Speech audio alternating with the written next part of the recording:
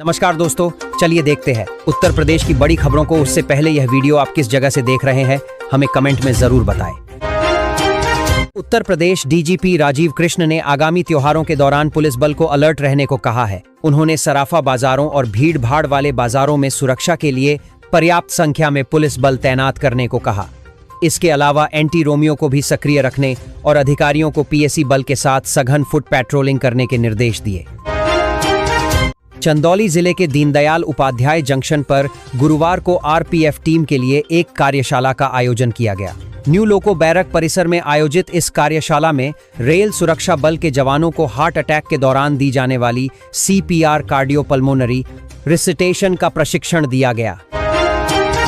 वाराणसी जिले में हस्तकला कारीगरों, उद्यमियों और तकनीकी छात्रों के लिए टूल रूम का निर्माण जल्द शुरू होगा। केंद्रीय सूक्ष्म लघु एवं मध्यम उद्यम राज्य मंत्री शोभा करंदलाजे ने नई दिल्ली में लघु उद्योग भारती के पदाधिकारियों के साथ बैठक में इसका आश्वासन दिया है।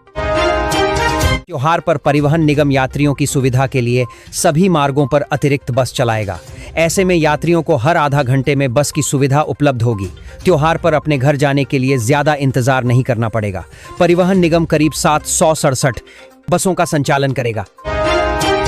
कर्मचारी चयन आयोग ने बुधवार को सचिवालय में कनिष्ठ सहायक के पदों का अंतिम परिणाम घोषित कर दिया। इसी के साथ श्रेणीवार कट ऑफ भी जारी कर दिया है। समान अंक पर एक से अधिक अभ्यर्थी होने की स्थिति में उम्र और नामकरण के आधार पर चयन की प्रक्रिया पूरी की गई है।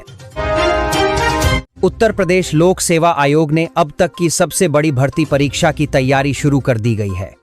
आयोग की ओर से राजकीय माध्यमिक विद्यालयों में सहायक अध्यापक एलटी ग्रेड के साथ 1466 पदों के लिए आवेदन मांगे गए थे। इन पदों के लिए 12,36,238 प्रतियोगियों ने आवेदन किए। आयोग के अफसरों के अनुसार आवेदकों की संख्या के लिहाज से यह अब तक की सबसे बड़ी भर्ती परीक्षा है। लखनऊ के राजकीय आयुर्वेदिक अस्पताल में गुरुवार सुबह आउटसोर्स कर्मियों ने वेतन न मिलने को लेकर हंगामा कर दिया। प्रदर्शन कर रहे कर्मियों का आरोप था कि पिछले 4 महीने से उन्हें वेतन नहीं मिला है। आगरा में 5 साल की बच्ची की 7वीं मंजिल से गिरकर मौत हो गई। हादसे के वक्त उसकी मां मॉर्निंग वॉक के लिए गई थी।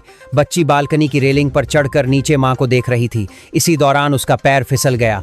बच्ची चीखते हुए नीचे गिर गई। यह घटना सिकंदरा थाना क्षेत्र के राम रघु आनंदा अपार्टमेंट की है। लखनऊ में बसपा प्रमुख मायावती ने गुरुवार को बड़ी बैठक की। करीब 2 घंटे चली बैठक में 500 पदाधिकारियों के साथ 2027 के यूपी चुनाव की रणनीति पर मंथन किया गया। उन्होंने यूपी में सत्ता की मास्टर चाबी के लिए आगामी विधानसभा चुनाव की तैयारी में तन मन और धन से जुटने को कहा। आईआईटी बीएचयू के 14वें दीक्षांत समारोह में इसरो चेयरमैन वी नारायणन ने कहा, ऑपरेशन सिंदूर में हमारे सैटेलाइट्स ने परफेक्ट काम किया। यानी हमारे सैटेलाइट्स भी भारत की रक्षा में काम आ रहे हैं। 2047 तक भारत को विकसित बनाने में स्पेस सेक्टर की बड़ी भूमिका होगी। लुटेरी दुल्हन काजल को हरियाणा के गुरुग्राम से गिरफ्तार किया गया है। काजल मथुरा के गोवर्धन की रहने वाली है। वह यूपी, हरियाणा, राजस्थान के कुंवारे लड़कों को अपने जाल में फंसाती थी, उनसे शादी करती थी, फिर रुपए और गहने लेकर फरार हो जाती थी। उत्तर प्रदेश पुलिस काजल की 1 साल से तलाश कर रही थी। कौशाम्बी में एक स्कूली बस और रोडवेज बस के बीच टक्कर हो गई। यह घटना गुरुवार दोपहर कोखराज थाना क्षेत्र के सकाढ़ा तिराहा पर हुई। गनीमत रही कि हादसे में 35 स्कूली बच्चे बाल बच गए। बीएचयू में नई शिक्षा नीति के तहत पुरातत्व जंतु विज्ञान नाम से 3 क्रेडिट का एक मल्टी डिसिप्लिनरी कोर्स शुरू किया गया है। इसमें सिंधु सरस्वती घाटी, निएंडरथल मानवों और डीएनए तकनीक समेत अतीत के विज्ञान से जुड़े हजारों तथ्य सामने आएंगे। इसकी कक्षा लेने के लिए देश भर के प्रख्यात विद्वानों को बीएचयू बुलाया जाएगा। कल्याणपुर में युवती पर धर्मांतरण का दबाव बनाने वाले युवक को पुलिस ने बुधवार गिरफ्तार कर जेल भेज दिया। पीड़िता ने आरोप लगाया था कि शातिर ने अपना धर्म छिपाकर दोस्ती की थी। फिर उसे गेस्ट हाउस ले जाकर उसने अश्लील वीडियो भी बना ली, जिसे वायरल करने की धमकी देकर धर्मांतरण का दबाव और शोषण कर रहा था। परेशान होकर युवती ने पुलिस से शिकायत की।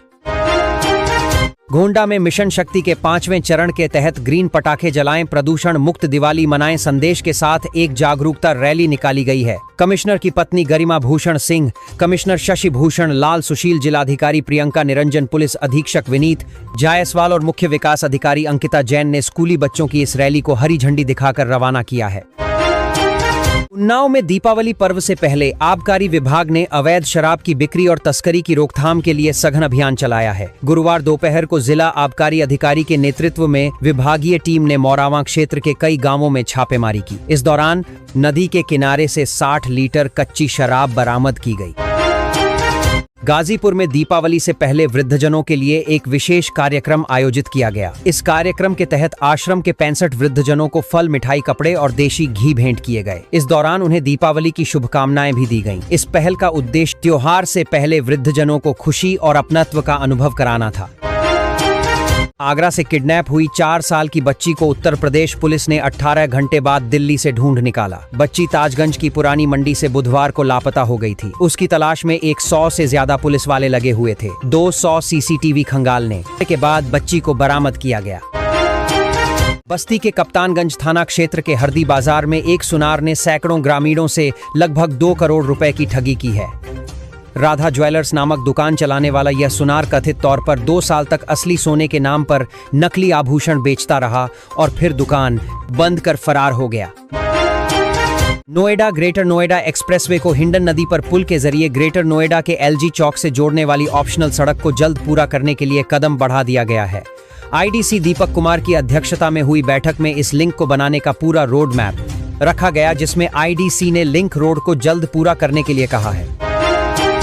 मुख्यमंत्री योगी आदित्यनाथ शुक्रवार को लोक भवन में पिछड़ा वर्ग कल्याण विभाग द्वारा आयोजित छात्रवृत्ति वितरण समारोह में डीबीटी से करीब 5 लाख युवाओं के खातों में छात्रवृत्ति ट्रांसफर करेंगे। सरकार ने पहली बार वित्तीय वर्ष 2025-26 से सितंबर में ही छात्रवृत्ति वितरण की शुरुआत की है। प्रदेश सरकार की ओर से विद्यालय के फुटबॉल ग्राउंड लखनऊ में आयोजित यूपी ट्रेड शो स्वदेशी मेला युवाओं को खास टायर पर आकर्षित कर रहा है। स्वदेशी अपनाएं, देश को आत्मनिर्भर बनाएं के संदेश के साथ यह ट्रेड शो दिवाली त्योहार से पहले खरीदारी का एक अच्छा पड़ाव साबित हो रहा है। उत्तर प्रदेश के चंदौली जिले के धानापुर थाना क्षेत्र के गुरैनी गंगा घाट पर गुरुवार शाम उस समय हड़कंप मच गया जब मछली पकड़ने गए मछुआरे के जाल में एक विशालकाय अजगर फंस गया। अजगर को देखते ही घाट पर मौजूद लोगों में भय और अफरा तफरी मच गई। लखनऊ में लारी अस्पताल में मदद करना एक युवक को भारी पड़ गया। एक युवती ने बात करने के लिए युवक से फोन लिया और फोन लेकर भाग गई। कुछ ही देर में खाते से 5,50,000 रुपए निकाल लिए। पीड़ित मां का इलाज कराने अस्पताल आया था। संभल के मीट कारोबारी की इंडिया फ्रोजन फूड्स कंपनी के ठिकानों पर बीते 4 दिनों से जारी आयकर विभाग की छापे की कार्रवाई बृहस्पतिवार को खत्म हो गई। छापे में करीब 400 करोड़ रुपए की टैक्स चोरी के पुख्ता सुराग मिले हैं। सोना चांदी की कीमतों में रिकॉर्ड उछाल के बाद भी बाजार में ग्राहक दिवाली के लिए खरीदारी करने के लिए पहुंच रहे हैं। प्रदेश में दुकानदारों का इस बार पिछले बार से ज्यादा बिक्री का अनुमान है। खासकर धनतेरस के लिए सोने व चांदी की एडवांस बुकिंग शुरू हो गई है। लोग सोने चांदी के सिक्के आभूषणों के ऑर्डर दे रहे हैं। तो ये थी आज की फटाफट खबरें। अगर आपको न्यूज़ पसंद आई हो तो चैनल को सब्सक्राइब करें, वीडियो को लाइक और शेयर जरूर करें। धन्यवाद।